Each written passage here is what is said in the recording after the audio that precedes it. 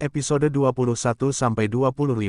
Ketika Sang Guanding mendengar kutukan semua orang, dia tidak bisa menahan tawa. Senyumannya membuatnya tampak semakin tampan dan membuat semua wanita yang hadir terpesona. Sang Guanding seperti CEO yang mendominasi dari novel roman. Jian Singer menyesal membawa Sang Guan kemari. Dia seharusnya membiarkannya menunggu di villa. Sang Guanding memang terlalu tampan. Namun, Jian Singer sama sekali tidak tertarik padanya.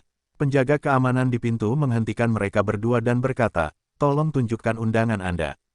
Penjaga keamanan di sekitarnya juga melihat ke arah Jian Singer. Orang-orang yang datang kali ini semuanya adalah tokoh terkenal di Provinsi Iblis. Mereka adalah CEO dari perusahaan tercatat atau tokoh terkemuka. Jian Singer mengenakan pakaian biasa dan belum memiliki mobil, jadi tentu saja dia dicurigai. Menyadari apa yang dimaksud penjaga keamanan itu, Sang Guanding berkata dengan marah, beraninya seorang penjaga keamanan bersikap begitu sombong.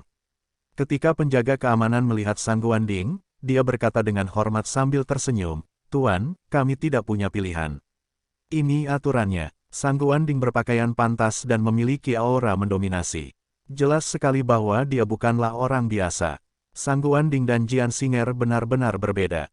Jian Singer mengambil undangan itu dan berkata dengan tenang, "Ini." Penjaga keamanan mengambilnya dan berkata dengan dingin, "Jika itu palsu, jangan salahkan kami karena menghukum Anda. Kami akan mengusirmu ke jalan." Dengan itu, Satpam membuka undangan tersebut. Dia langsung tercengang. Penjaga keamanan memeriksanya dengan cermat karena tidak percaya. Penjaga keamanan lainnya bingung saat melihat ekspresinya, jadi mereka membungkuk untuk melihatnya. Saat petugas keamanan melihat undangan tersebut, mereka tercengang. Setelah sekian lama, mereka akhirnya sadar kembali. Semua penjaga keamanan segera terlihat lebih hormat dan bahkan memandang Jian Singer dengan hati-hati. Petugas keamanan langsung berkata, "Nona, maaf atas kekasaran saya. Mohon bermurah hati dan jangan tunduk pada level saya." Kemudian, dia mengembalikan undangan itu kepada Jian Singer dengan hormat. Jian Singer tidak berkata apa-apa dan membawa Sang Guanding masuk. Semua orang memandang Jian Singer dengan bingung. Banyak dari mereka yang tidak memiliki undangan dan datang ke sini untuk menunggu sebelum fajar, dengan harapan mendapat kesempatan untuk masuk. Jian Singer tampak seperti orang biasa, tetapi dia memiliki undangan di tangannya, jadi penjaga keamanan sangat hormat, seolah-olah dia adalah orang yang hebat. Beberapa orang mulai membuat keributan dan berteriak, jelas gadis itu miskin. Dia tidak memiliki kekuatan atau pengaruh, jadi tidak mungkin dia mendapat undangan. Undangannya mungkin palsu. Seorang penjaga keamanan segera berkata, "Ini nyata. Bukan hanya nyata, tapi juga bukan undangan biasa.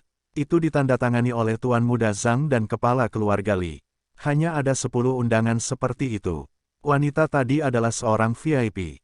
Perkataan Satpam itu membuat semua orang terdiam. Jian Singer telah memasuki jamuan amal dan menemukan Hou Junlai dan Hou Xiaoyu di tengah kerumunan.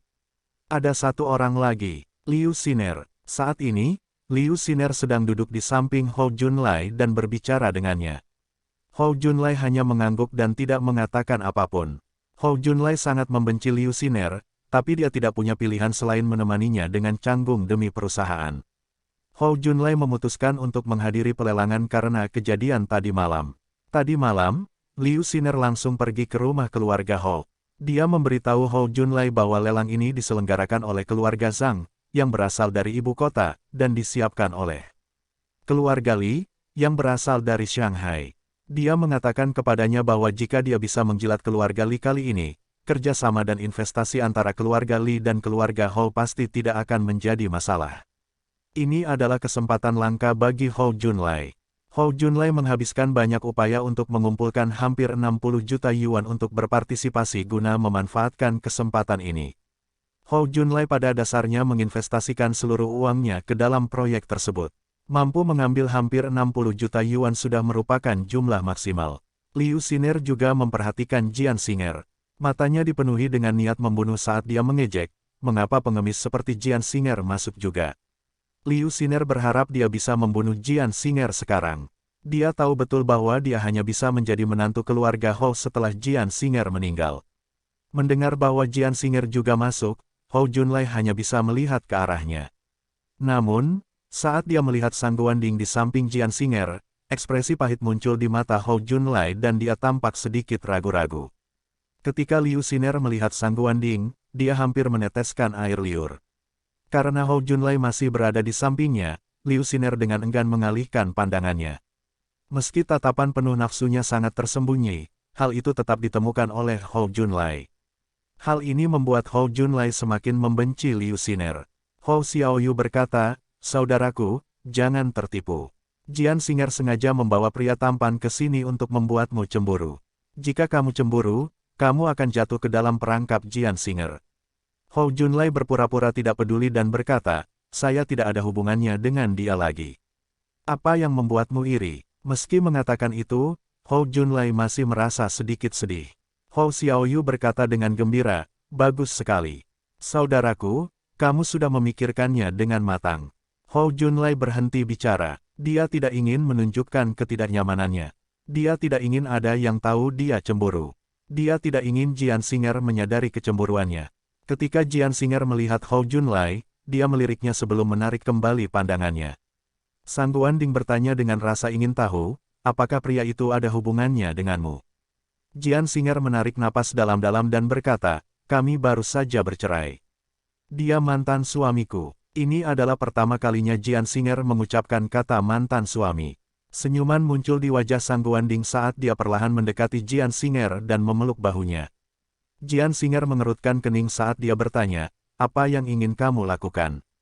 Sang Guanding tersenyum sambil berkata, "Tentu saja aku membantumu membuat marah mantan suamimu." Jian Singer segera mengulurkan tangan untuk mendorong Sang Guanding menjauh. Sang Guanding menatap mata Jian Sing sambil berkata, "Kamu tidak akan mendorongku." Jian Singer segera menghentikan perbuatannya dan akhirnya membiarkan Sang Guanding memeluknya. Jian Singer merasa getir di dalam hatinya. Namun, Jian Singer tidak tahu mengapa dia setuju. Mungkin dia benar-benar ingin membuat marah Hou Junlai. Dari kelihatannya, Jian Singer masih belum bisa melepaskan Hou Junlai. Kalau tidak, mengapa dia melakukan hal yang kekanak-kanakan? Liu Siner menambahkan, "Saya tidak menyangka Jian Singer menjadi pelacur. Dia merayu pria kaya hanya dalam beberapa hari. Untungnya, Hou Junlai mencampakkannya. Susah sekali mempertahankan wanita seperti itu." Hou Xiaoyu menambahkan, "Saudaraku, saudari Siner benar. Jika Anda menginginkan seorang istri, Anda harus menemukan seseorang seperti Sister Siner. Saudari Siner adalah wanita yang baik. Saudaraku, kamu sungguh beruntung bisa menikahinya." Hou Junlai sama sekali tidak bisa mendengar apa yang dikatakan orang lain. Pikirannya kacau. Liu Siner tidak punya nyali untuk menyerang Jian Singer di jamuan amal keluarga Zhang, tapi dia tidak akan melewatkan kesempatan ini untuk mempermalukan Jian Singer.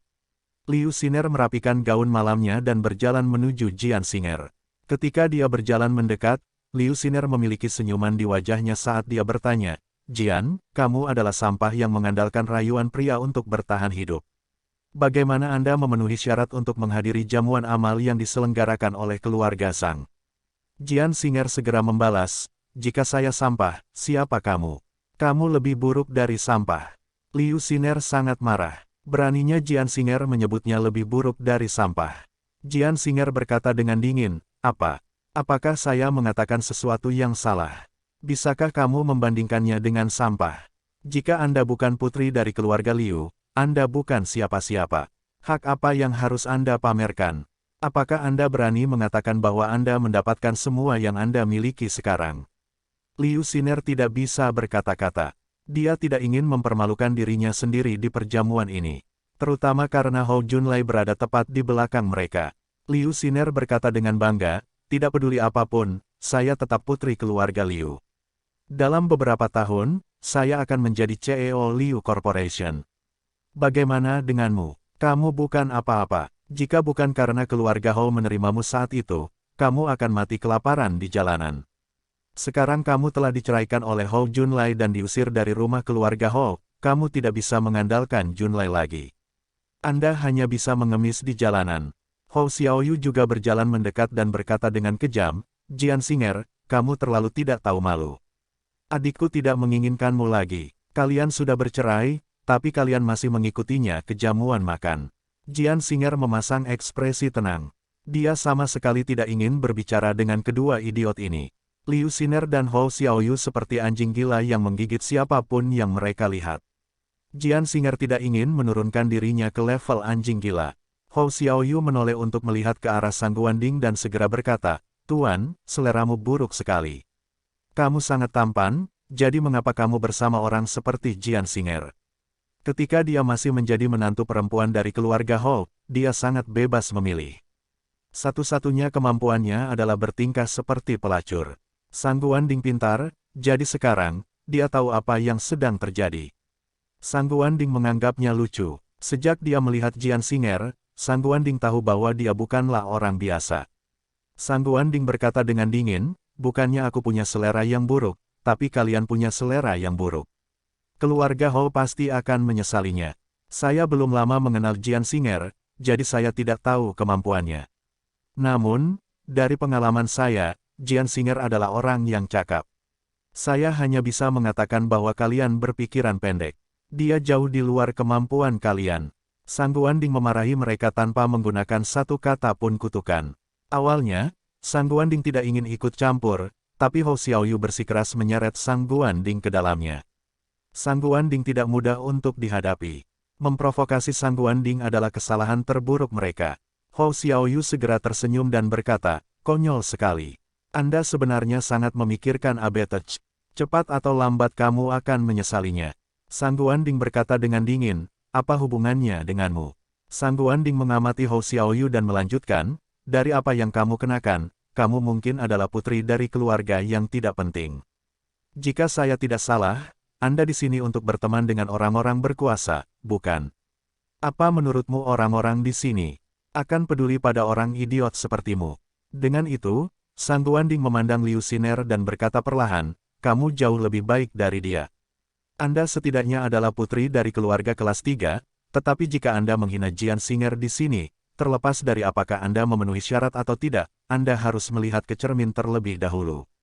Jika kamu bahkan tidak tahu bagaimana bersikap beradab, tidak peduli seberapa kaya kamu, kamu tetaplah sampah dan parasit." Kata-kata Sang Guanding mempermalukan mereka berdua. Sang Guanding dan Hou Xiaoyu mengertakkan gigi dan wajah mereka memerah karena malu, tapi mereka tidak bisa membantahnya. Jian Xing'er tercengang. Dia tidak menyangka Sang Guanding memiliki lidah yang begitu tajam. Dia sangat mempermalukan Hou Xiaoyu dan Liu Xiner sehingga mereka bahkan tidak berani berbicara. Siapapun yang berani menimbulkan masalah bagi orang seperti itu akan menggoda nasib. Melihat betapa marah dan tidak berdayanya Hou Xiaoyu dan Liu Xiner, Jian Xing'er tidak bisa menahan tawa. Penonton juga ingin tertawa, tapi tidak berani. Bagaimanapun, mereka mungkin akan bekerja sama di masa depan. Mereka tidak bisa menyinggung Liu Xiner, jadi mereka hanya bisa menanggungnya. Jian Xing'er tidak mencoba melihat ekspresi Hou Junlai. Dia berjalan ke barisan depan bersama Sang Guanding dan duduk di baris pertama.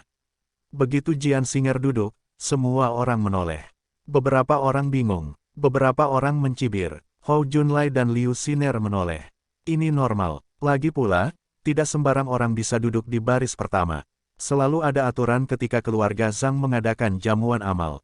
Semakin tinggi status dan kekuasaan peserta, semakin dekat posisi mereka ke depan. Liu Xiner hanya bisa duduk di tengah. Hou Junlai duduk di belakang. Begitu Jian Xing'er tiba, dia mengungguli orang lain. Kursi adalah simbol status. Banyak dari mereka mulai berbisik. Sers di depan hanya bisa diduduki oleh VIP. Dia hanyalah sampah yang ditinggalkan oleh keluarga Hou. Beraninya dia duduk di sana. Itu benar, gadis ini pasti berusaha tampil megah. Tidak, dia hanya berpura-pura menjadi orang penting. Semua orang mendiskusikan Jian Xing'er tanpa henti. Liu Xiner juga tersenyum dingin. Dia ingin mempermalukan Jian Xing'er sekarang, tapi dia tidak berhasil. Sebaliknya, dia malah mempermalukan dirinya sendiri. Sekarang setelah ada kesempatan, dia bisa meminta penjaga keamanan untuk menangani Jian Xing'er. Setelah berpikir beberapa lama, Liu Xiner berdiri dan berjalan keluar. Tidak lama kemudian, Liu Xiner masuk bersama sekelompok penjaga keamanan.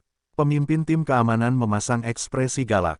Liu Xiner menunjuk ke arah Jian Xing'er dan berkata kepada kapten keamanan, pelacur itu mengganggu tempat tersebut. Tempat itu untuk VIP. Dia hanyalah sampah yang dibuang oleh keluarga Hou, jadi beraninya dia duduk di sana. Dia hanya mengabaikan aturan perjamuan dan menyebabkan masalah. Meskipun ini bukan masalah besar, Liu Xiner ingin membuat keributan untuk meledakkan segalanya. Akan lebih baik jika keluarga Zhang mengetahuinya dan menghukum Jian Xing'er. Kepala keamanan tidak tahu tentang undangan tersebut, jadi dia memandang Jian Xing'er dengan marah dan berkata, beraninya kamu mengganggu jamuan makan dan melanggar peraturan. Keluar sekarang, kalau tidak, jangan salahkan aku karena kejam. Jian Xing'er bertindak seolah-olah dia tidak mendengarnya. Dia tahu betul bahwa Liu Xiner ingin meledakkan segalanya. Namun, itu tidak masalah.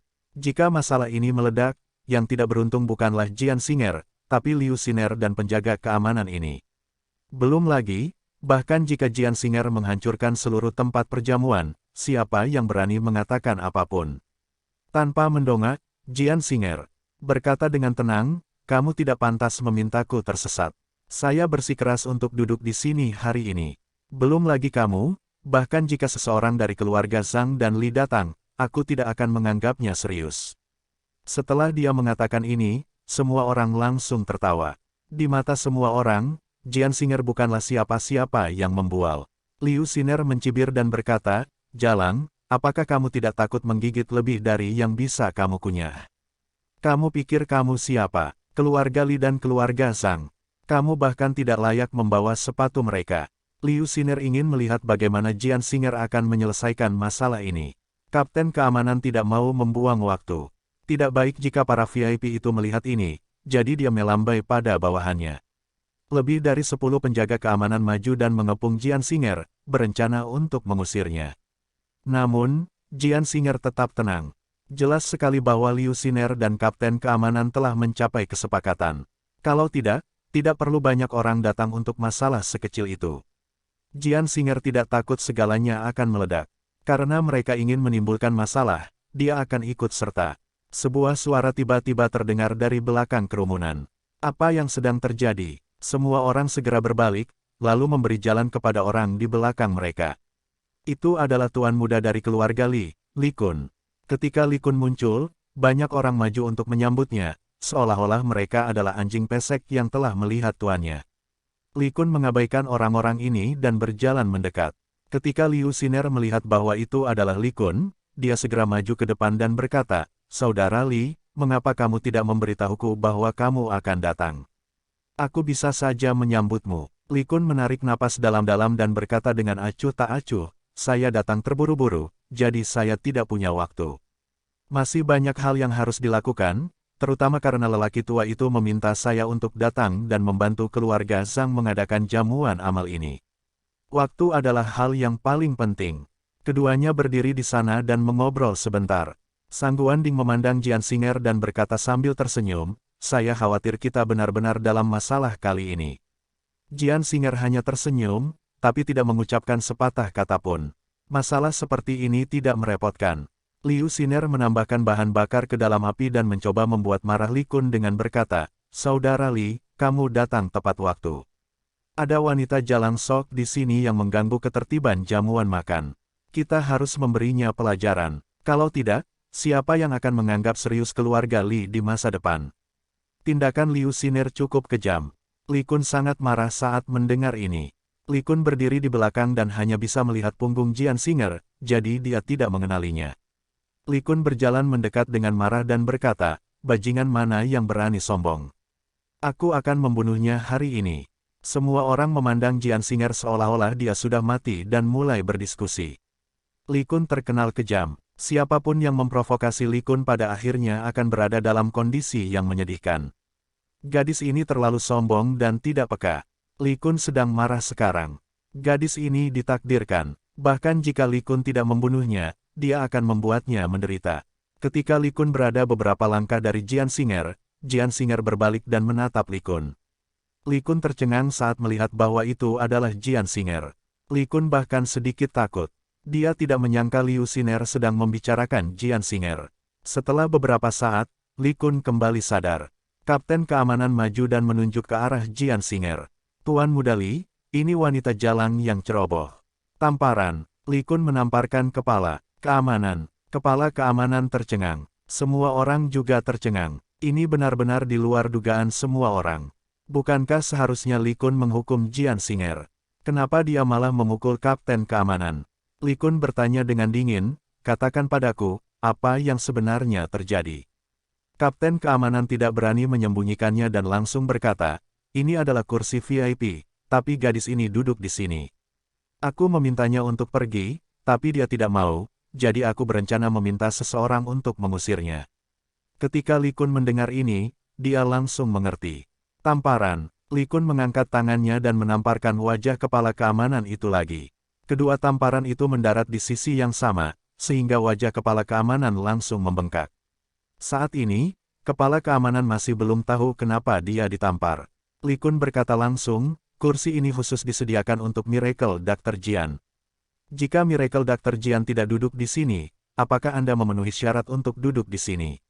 Setelah menceramahinya, Li Kun segera memandang Jian Singer dengan hormat dan berkata, Dokter Ajaib Jian, merupakan kehormatan bagi keluarga Li bahwa Anda berada di sini secara pribadi. Semua orang tercengang, semuanya sepertinya ketakutan, seluruh tempat perjamuan sunyi. Tadi, semua orang mengira Jian Singer berpura-pura menjadi orang penting, jadi dia pergi ke sana untuk duduk. Mereka tidak menyangka bahwa keluarga Li telah secara khusus menyiapkan kursi ini untuk Jian Singer. Yang membingungkan semua orang adalah mengapa keluarga Li memperlakukan siapapun sebagai VIP. Yang lebih mengejutkan mereka adalah tuan muda dari keluarga Li sebenarnya sangat menghormati Jian Singer. Jika mereka tidak melihatnya dengan mata kepala sendiri hari ini, tidak ada yang akan mempercayai hal ini. Harus diketahui bahwa hanya ada sedikit orang di seluruh provinsi iblis yang bisa membuat tuan muda keluarga Li begitu hormat. Li Kun segera berkata kepada penjaga keamanan, kemarilah dan segera minta maaf kepada Dokter Ajaib Jian sampai dia puas. Selusin penjaga keamanan segera berbaris di depan Jian Singer dan berkata dengan hormat, Dokter Ajaib Jian, kami minta maaf. Jian Singer tidak mengucapkan sepatah kata pun. Dia hanya meminum airnya dalam diam. Li Kun tahu bahwa Jian Singer tidak puas. Li Kun berkata dengan marah, tampar dirimu sendiri. Anda hanya bisa berhenti ketika Miracle Dr. Jian berkata demikian. Selusin petugas keamanan langsung terlihat tak berdaya. Kapten keamanan tahu betul bahwa orang yang dia sakiti kali ini pasti sangat kuat. Untuk bertahan hidup, dia langsung memimpin dengan menamparkan dirinya sendiri. Dalam beberapa menit, wajah semua penjaga keamanan bengkak. Namun, mereka tetap tidak berani berhenti dan terus menamparkan diri sendiri. Jian Singer tetap diam dan terus minum air. Ekspresi Liu Siner menjadi gelap. Setelah semua masalah ini, dia tidak berhasil membuat Jian Singer mendapat masalah. Sebaliknya, dia malah melukai kapten keamanan. Liu Siner sangat bingung mengapa Li Kun begitu menghormati Jian Singer. Setelah berpikir lama, dia masih belum bisa memahaminya. Hou Junlai dan Hou Xiaoyu juga sangat terkejut. Saat ini, Jian Singer berkata, baiklah. Itu bukan masalah besar, biarkan saja. Bukan karena Jian Singer berhati lembut, tapi dia memiliki rasa kesopanan. Tidak peduli apa, dia harus memberikan wajah kepala keluarga Li. Jika ini terus berlanjut, jamuan amal tidak akan bisa diadakan tepat waktu. Jian Singer datang untuk longevity jade kali ini. Li Kun segera berkata kepada penjaga keamanan, Dokter Ajaib Jian baik hati dan menyelamatkan nyawamu, jadi cepatlah dan berterima kasih padanya. Kapten keamanan dan lebih dari 10 penjaga keamanan segera berkata, terima kasih atas kemurahan hati. Anda, Dokter Ajaib Jian. Li Kun memarahi, cepat keluar. Takut Jian Singer akan memberi mereka pelajaran, penjaga keamanan segera melarikan diri. Setelah Li Kun berurusan dengan penjaga keamanan, dia menyadari bahwa Jian Singer masih belum puas. Dia tahu masih ada satu orang yang belum ditangani. Itu adalah Liu Siner. Li Kun segera berkata, Dokter Jian, saya tidak akan melepaskan Liu Siner. Jangan khawatir. Dengan itu, Li Kun memanggil Liu Siner keluar dari jamuan makan. Jian Singer tidak bodoh. Dia tahu bahwa Li Kun akan melepaskan Liu Siner. Sebelumnya, ketika Li Kun mengatakan bahwa dia ingin menyingkirkan Liu Siner, Jian Singer sudah tahu bahwa Li Kun hanya mengatakan itu untuk menyenangkannya. Jian Singer hanya tidak ingin mengeksposnya. Terlalu membosankan membunuh Liu Siner begitu saja.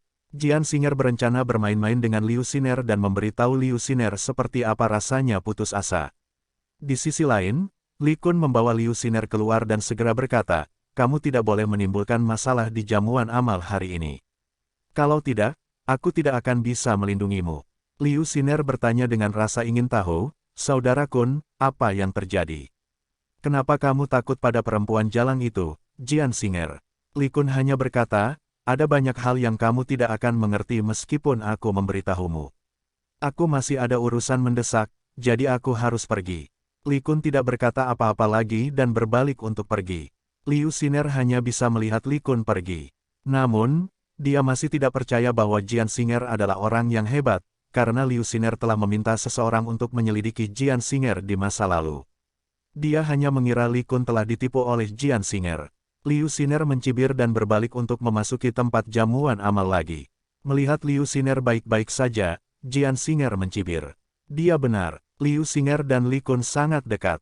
Sang Guanding memandang Jian Singer dan berkata dengan acuh tak acuh, saya tidak menyangka kamu memiliki kemampuan yang begitu mengesankan. Aku semakin penasaran denganmu. Aku bisa melihat banyak orang, tapi aku tidak bisa melihatmu. Sepertinya kamu memiliki lapisan kabut yang membuatmu tampak sangat misterius.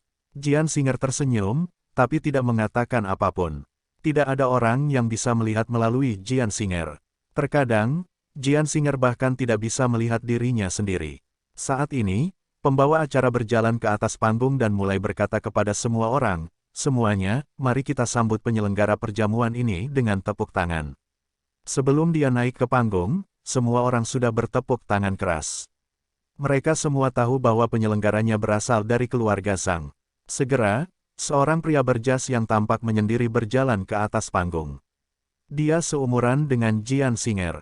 Pria itu sangat tampan, namun dia memancarkan aura menyendiri dan tatapan tajam yang mengintimidasi orang. Orang ini adalah cucu Santo Zhang, Zhang Jun. Zhang Jun adalah orang yang sangat cakap. Dia adalah seorang legenda di kalangan bisnis ibu kota dan dilahirkan untuk berbisnis. Santo Zhang sering mengeluh bahwa ia pun tidak mampu dibandingkan cucunya. Kini, sebagian bisnis keluarga Zhang diserahkan kepada Zhang Jun.